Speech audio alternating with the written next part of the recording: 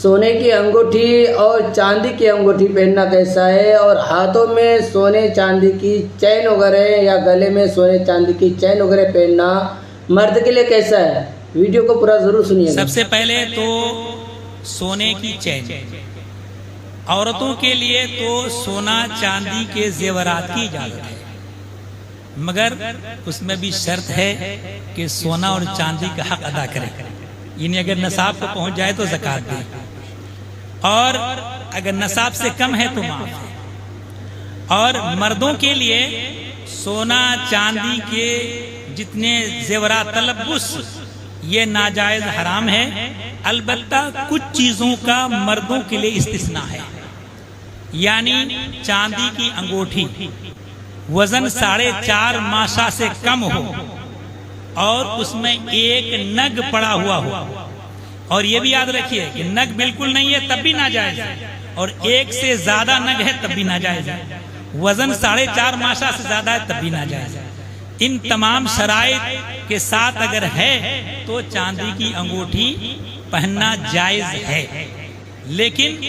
نہ پہنے تو بہتر ہے۔ علامہ شامی رد المحتار میں فرماتے ہیں کہ 3 ہی آدمی انگوٹھی استعمال کرتا ہے: السلطان، القاضی، الاحمق، یعنی سلطان۔ اصل میں انگوٹھی پہلے زمانے میں جو نگ ہے وہ مہر لگائی جاتی تھی، اس میں نقش ہوتا تھا، اور سلطان کو ضرورت پڑتی تھی مہر لگانے کی، قاضی اثر و فیصلہ صادر کرنے میں ان کو ضرورت پڑتی تھی، اور جو تیسرا ہے وہ بے ضرورت ہے، تو بے ضرورت وہی ہوگا جو بیوقوف ہو، ہے نا۔ تو حضرت سونے کی چین جو ہے یہ مرد کے لیے ناجائز ہے، البتہ مرد اگر سونے کے بٹن کرتے کے لگانا چاہیں تو اس کا استثناء ہے، جائز ہے، مگر ایک بٹن سے دوسرے بٹن کو مربوط کرنے کے لیے چین جائز نہیں ہے۔ صرف بٹن سونے کے مرد استعمال کر سکتا ہے، اور چھڑی وغیرہ تلوار کا دستہ چاندی کا استعمال کر سکتا ہے، اس کا استثناء ہے۔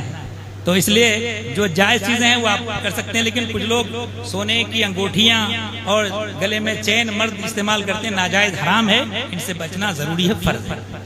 حضرت اس کا ارتکاب کرنے والا گناہ میں داخل ہوتا رہے گا؟ کچھ لوگ یہ کہتے ہیں کہ نماز کے وقت اتار لیتے ہیں، اس کے بعد پھر نماز کے بعد پھر پہنے رہتے ہیں، تو یہ کثرت کے ساتھ پہننا گناہ میں داخل ہوگا؟ دیکھیے، اس کا استعمال ہی ناجائز ہے، اور نماز مکروہ اسی ناجائز کے ارتکاب کی وجہ سے ہو رہی ہے، نماز ناجائز مکروہ ہو رہی ہے۔ تو ایسا نہیں ہے کہ نماز کے وقت اتار لیا تو اب بعد وقت پہن لیا تو بعد کو جو استعمال کریں گے تو استعمال تو ناجائز ہے نا، تو نماز کے وقت استعمال ناجائز